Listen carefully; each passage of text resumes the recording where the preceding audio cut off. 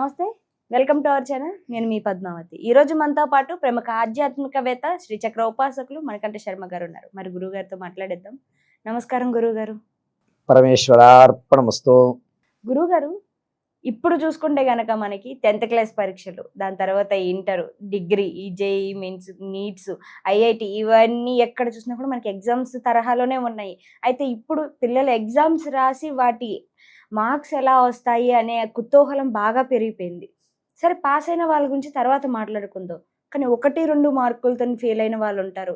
ఎంతో కష్టపడి చదివినప్పటికీ కూడా మేము ఎంత రాసామండి, మాకు గుర్తున్నదంతా మేము కష్టపడ్డా, అయినప్పటికీ కూడా ఫలితం రాలేదు అని ఇబ్బంది పడుతూ ఉంటారు. అసలు వాళ్ళు ఉత్తీర్ణత పొందాలి అంటే విద్యలోని సరస్వతీదేవి కటాక్షం అనేది కంపల్సరీగా కావాలి. మరి అలాంటి సరస్వతీదేవి కటాక్షం కలగాలి అంటే మరి వీరు ఏం చేసుకోవాలంటారు విద్యార్థులు? మరి ముఖ్యంగా బాసరలో ఈ మధ్య కాలంలో కొత్తగా ఒక తరహా అనేది మొదలైంది. ఆల్రెడీ విద్యాభ్యాసం అయిపోయిన వారికి కూడా చదువు రాకపోతే సరస్వతీదేవి కటాక్షం కోసం మళ్ళీ బాసర తీసుకురండి, వారికి మళ్ళీ విద్యాభ్యాసం చేద్దామని అనేసి నాలిక మీద బీజాక్షరాలు కూడా రాస్తున్నారు. అసలు నిజంగా ఇలా బీజాక్షరాలు రాస్తే వచ్చేసినట్టు అంటేనా అంట, ఇంకా సరస్వతీదేవి కటాక్షం మనకు దొరుకుతుందంటారు? అసలు ఏమంటారు లక్ష్యం? మనకి ఆవిడ కటాక్షం రావాలి అంటే ఒక రెమెడీ కూడా చెప్పండి గురుగారు. ప్రతి ఒక్క స్టూడెంట్కి ఇది ఉపయోగపడాలి. ఒకవేళ వాళ్ళు చేసుకోకపోయినా వాళ్ళ తల్లిదండ్రులు చేసినా కూడా పిల్లలకు అది మేలు చేసేదిగా.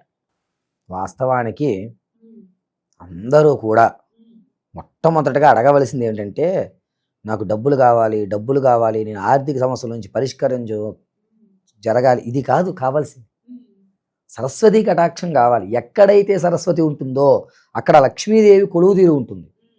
మీరు ఇంకా లక్ష్మీదేవి గురించి ఆలోచించవలసిన అవసరం ఏమి ఉండదు. సరస్వతి కటాక్షం ఉంటే చాలు. ముందు కావాల్సింది సరస్వతీదేవి కటాక్షం.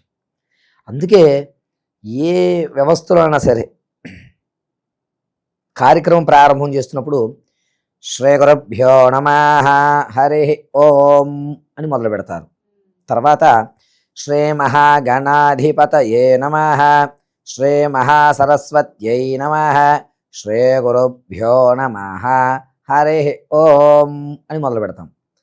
ఇక్కడ ఏమైపోయింది అంటే, పిల్లలు చదివింది ఎందుకు మర్చిపోతున్నారు? తల్లిదండ్రులు ఇంత కష్టపడి రాత్రనక పగలనక రెక్కలు ముక్కలు చేసుకుని రూపాయి తీసుకొచ్చి వేలకు వేలు కాలేజీలు ఫీజులు కట్టినా నువ్వు సరిగ్గా చదవలేకపోతున్నావురా, అసలు నీకేమవుతోంది అనేటువంటి ఒక బాధాయుక్తంతో ఎందుకు జరుగుతోంది అంటే, దీనంతటికి కారణం ఒకటే. మొట్టమొదటిది, పిల్లవాడికి ముందు మీరు సంస్కారం నేర్పకపోవడం. గురువు మొట్టమొదటిగా నీకు ఆలు రాయించిన గురువు ఎవరో ఆయనకి నమస్కారం చేయించాలి. ప్రతిరోజు కూడా వేకువజామున 5ంటికి 4 గంటలకి లేవక్కర్లా, 6ంటికి 6:30కి లేవండి. కానీ నీకు ఎవరైతే పాఠం నేర్పుతున్నారో గురువుకి నమస్కారం చేసుకోవడం నేర్చుకోండి. ముందు వేదం చదువుతున్న పిల్లలు ప్రతి నిత్యము కూడా గురువు స్మరణ చేస్తారు. గురువు లేని విద్య గుడ్డి విద్య అంటారు. కారణం అది. కాబట్టి మొట్టమొదటిగా టీచర్లకి గౌరవం ఇవ్వడం నేర్చుకోవాలి, ఒకటి. రెండోది, పిల్లవాడు ఏ విధంగా చదవాలి, సరస్వతి కటాక్షం ఉండాలంటే వీడికి ఏమి చేయాలి అంటే, నువ్వు ఎంత చదివిన ఇంతేరా, నిన్ను మార్చలేం, భగవంతుడి మళ్ళా వచ్చి సృష్టించిన నువ్వు మారవు అంతే. ఆ నెగిటివ్లు చెప్పకండి పిల్లలకి. You are a super kid, అందరికంటే నువ్వు డిఫరెంట్, నీలో ఒక కొత్తతనం ఉంటుంది. అందరూ 2 గంటలు చదివి నువ్వు అరగంట చదువు, సరిపోతుంది నీకు. అలా పిల్లవాడికి ఫస్ట్ మైండ్ ఇవ్వండి. ఫస్ట్ ఇవ్వాల్సింది గురువుకి సంస్కారం. టీచర్ ఎక్కడ కనబడినా ఈ రోజులకి మీరు ఊళ్ళల్లో గవర్నమెంట్ స్కూల్లో చదివిన వాళ్ళు ఉద్యోగాలు సంపాదించేసిన తర్వాత ఊరు వెళ్ళిన తర్వాత టీచర్ కనబడే, టీచర్ గారు బాగున్నారండి అని అడుగుతారు. ఇప్పుడు కాలేజ్ నుంచి బయటకు రాగానే టీచర్ ఎవరు, ఈయనవడు. టీచర్ పక్కనే బండి వేసుకుని సరే ఇరై అంటూ వెళ్తున్నాడు. సంస్కారం ఫస్ట్ ఉంటే సరస్వతి ముందు మన ఇంటికి వస్తుంది. ఇంటికి వచ్చిన తర్వాత ఆ సరస్వతీదేవిని ఆరాధించే పద్ధతి వేరేగా ఉంటుంది. ఏంటంటే ఫస్ట్ నీలో పాజిటివ్ నింపండి. ఇది కాకపోతే ఇంకోటి, ఈరోజు ఈ బట్టలు కట్టావు, రేపు పొద్దున్న ఇంకోటి కడతాం. మోడల్స్ ఎన్ని వస్తాయి? ఇక్కడితో అయిపోతుంది కదా జీవితం. చదువుకుని గవర్నమెంట్ ఉద్యోగాలు చేసేవాళ్ళు బతుకుతున్నారా ప్రపంచంలో? ప్రైవేట్ కంపెనీలు చేసిన వాళ్ళు బతకడం లేదా? అలా మోటివేట్ చేయండి పిల్లలకి. ఇది కాకపోతే ఏముందిరా, నీలో ఏదో టాలెంట్ ఉందా, అందువల్ల నువ్వు ఇది ఆగిపోయావు అని చెప్పండి. మూడోది, పిల్లవాడు చదువుకోవాలి అంటే దానికి ఒక పద్ధతి ఉంది. 24 గంటలు చదవకూడదు. 24 గంటలు చదివేసాడు అనుకోండి, శరీరం లావు అయిపోతుంది, ఎసిడిటీస్ ఇవన్నీ వచ్చేస్తాయి, రోగాలు వచ్చేస్తాయి. మనం గవర్నమెంట్ స్కూల్లో చదువుకున్నప్పుడు ఆటలు ఎక్కువ, శరీరం అలిసేది కాదు. చదువుకున్నప్పుడు మేధస్సు ఉత్తీర్ణతమైంది. కాబట్టి పిల్లవాడిని ఎలా చదివించుకోవాలి అంటే, రాత్రి వేళ ఒక చాప్టర్ చదివించండి, ఒక క్వశ్చన్ చదివించండి, లేదా 2 క్వశ్చన్లు చదివించుకోండి. మీ ఇష్టం. ఒక్కొక్క సబ్జెక్ట్ నుంచి ఒక క్వశ్చన్. 8 to 10. టీవీ పెట్టుకోకూడదు, ఫోన్ ఉండకూడదు, ఈ 2 భూతాలు దగ్గరికి రాకూడదు. ఒక క్వశ్చన్ చదవమనండి, పుస్తకం మూసేసి పడుకోబెట్టాను పిల్లలు. తర్వాత రోజు పొద్దున్నే లేచింది 5 గంటలకి నిద్ర లేపి మొహం కడుక్కుని కూర్చుని నిన్న రాత్రి ఏదైతే క్వశ్చన్ చదివాడో అదే క్వశ్చన్ చదవమనండి. పొద్దుటే బ్రెయిన్లో ఫిక్స్ అయిపోతుంది. అర్థమైందండి? మొహం కడుక్కుని వచ్చి అదే క్వశ్చన్ చదవాలి, బ్రెయిన్లో ఫిక్స్ అయిపోతుంది. 2, తర్వాత ఆ క్వశ్చన్ చదివేసుకున్న తర్వాత అదే క్వశ్చన్ 2 సార్లు చదివేసి పుస్తకం మూసేసి స్నానం చేసి సరస్వతీ కటాక్షం, సరస్వతీ సూక్తం అని కూడా మీకు దొరుకుతుంది. ఆ సరస్వతీ సూక్తం విని కొబ్బరి నూనెతో దీపం పెట్టుకుని పసుపు పుష్పం అమ్మవారి పాదాల దగ్గర పెట్టి, మనకి ఈ పరిమాణంలో జవ్వాది అని దొరుకుతుంది, అది శరీరానికి రాసుకోవాలి. సెంటు కింద, సెంట్లు పౌడర్లు కొట్టకూడదు, జవ్వాదే రాసుకోవాలి. రాసుకుని మళ్ళీ పుస్తకం తీసి చదువుకోవాలి. ఒక్క అరగంట సేపు కదలకుండా ఒక దగ్గర కూర్చోబెట్టి చదివించండి. అటు ఇటు కదులుతాను, కాలు ఊపుకుంటూ చదువుతా, మంచం మీద పడుకుని చదువుతా, ఇది కాదు. ఒక స్థిరత్వమైన ప్లేస్లో కూర్చొని చదవమనండి. అది ఎక్కడన్నా కానీ ఒక టేబుల్, ఒక చైరు, ఒక లైటు, ఒక వాటర్ బాటిల్, అంతే. చదువుకోవడానికి కావాల్సిన సామాన్లు పుస్తకం, పెన్ను, పెన్సిల్, ఎరేజరు, స్కేలు, ఒక వాటర్ బాటిల్, ఒక లైటు, ఒక టేబుల్, ఒక చైరు, ఇంకేమీ ఉంచకండి. Laptop, tab, TV. మీరు టీవీ చూడకపోతే నష్టమేమీ లేదు, యూట్యూబ్లో మళ్ళీ చూసుకోండి. పిల్లవాడికి ఆ స్పేస్ ఇవ్వండి. సరస్వతి సూక్తం వినిపించండి పిల్లాడికి.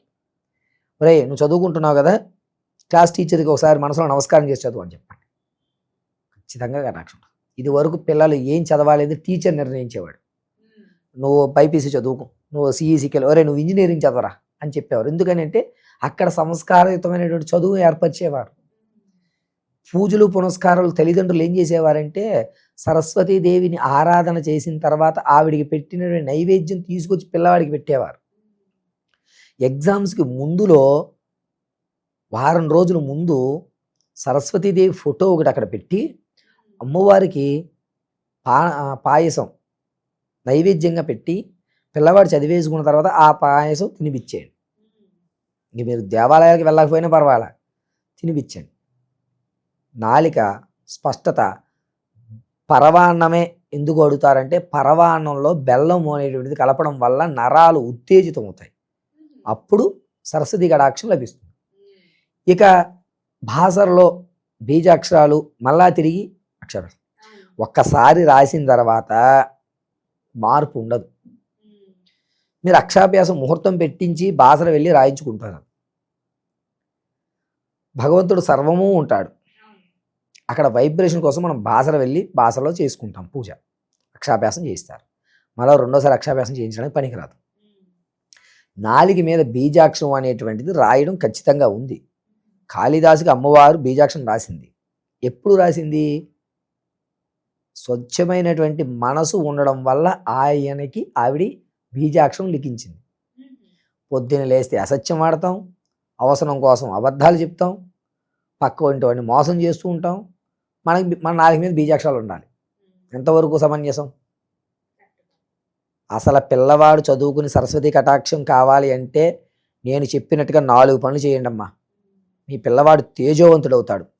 మొట్టమొదటిది, తెల్లవారుజామున 5 గంటలకు నిద్ర లేవాల్సిందే. 4 గంటలకు లేస్తే అద్భుతం. పిల్లాడు కాదు, 1 గంట కమ్యూనికేషన్ ఇచ్చాను, 5 గంటలకి నిద్ర లేపింది. 5:30 అతని కాలకృత్యాలు తీర్చుకోమనండి. 5:30 నుంచి 6:30 వరకు కదలకుండా ఒక చోట కూర్చొని చదవమనండి. రాత్రి చదివినటువంటి ప్రశ్నలే చదువుకోవాలి పొద్దుట. 5:30 నుంచి 6:30, 6:30 నుంచి 7 గంటల వరకు సూర్యుడికి ఎదురుగుండా కూర్చుని సరస్వతి సూక్తం అనేటువంటిది వినండి. విని స్నానం చేసి వచ్చేయండి.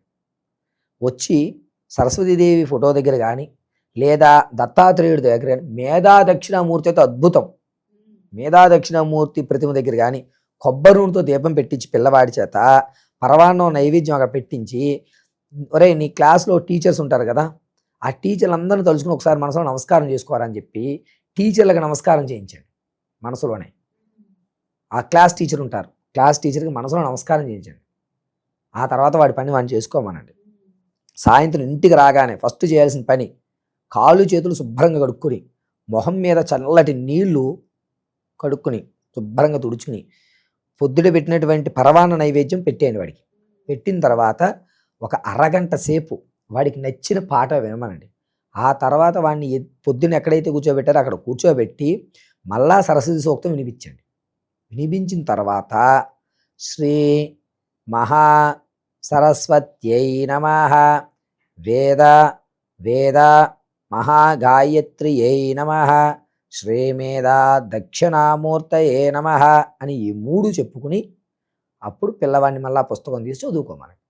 2 hours పుస్తకం మూయించండి. రాత్రి పడుకున్నప్పుడు ఖచ్చితంగా ఆవు పాలు దొరికితే ఆవు పాలు పిల్లవాడికి ఇవ్వండి. ప్లేన్, దాంట్లో బూస్ట్ వేస్తా, వేవా వేస్తా, మాల్టో వేస్తా కాదు, పాలు మాత్రం ఇవ్వండి. పొద్దున పనులు చేసుకోమనండి. నాలుగు మీద బీజాక్షరాలు రాయవలసిన అవసరం ఉండదు. మీ పిల్లవాడు ఫెయిల్ అయ్యాడనేటువంటి క్వశ్చనే ఉండదు. ఇలా కంటిన్యూ చేసుకోండి. నిజంగా గురువు గారు చాలా చక్కగా వివరణ అనేది ఇచ్చారు. మీరు చెప్పింది కూడా కరెక్టే. ఫస్ట్ ఈ మార్పులు అనేవి చేస్తే కనుక ఆటోమేటిక్గా ప్రతి ఒక్కరిలోనూ కూడా చదవాలి అన్న కుతూహలం కూడా పెరుగుతుంది. మొదటి నుంచే మనం నేర్పించాలి. బట్ ఏదేమైనప్పటికీ కూడా విద్యార్థులందరికీ ఉపయోగపడేలా ఒక మంచి చక్కటి సమాచారాన్ని అయితే అందించారు మా కోసం. ధన్యవాదాలు గురువు. పరమేశ్వరార్పణమస్తు.